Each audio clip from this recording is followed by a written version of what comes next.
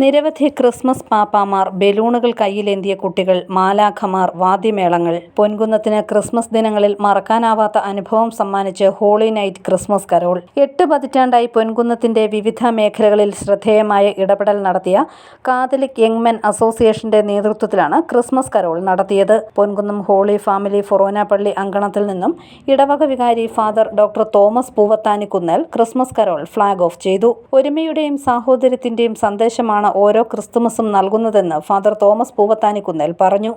ഈ ജൂബിലിയുടെ ആദർശവാക്യമായ വിശുദ്ധ പൗലോസ്ലീഹായുടെ റോമാക്കാർക്കുള്ള ലേഖനം നമ്മളോട് പറയുന്നത് പോലെ പ്രത്യാശ നിങ്ങളെ നിരാശരാക്കുന്നില്ല.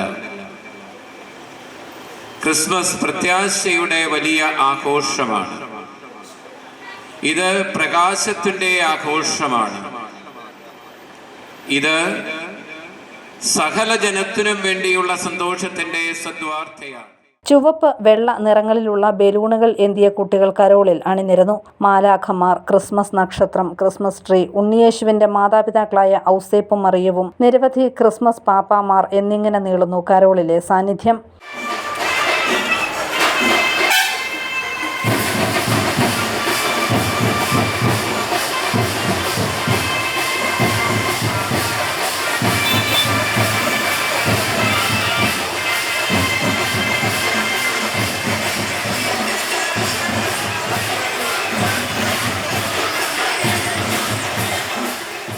കാളവണ്ടിയിലെത്തിയ സാന്താക്ലോസ് ജനങ്ങളെ അനുഗ്രഹിച്ചു.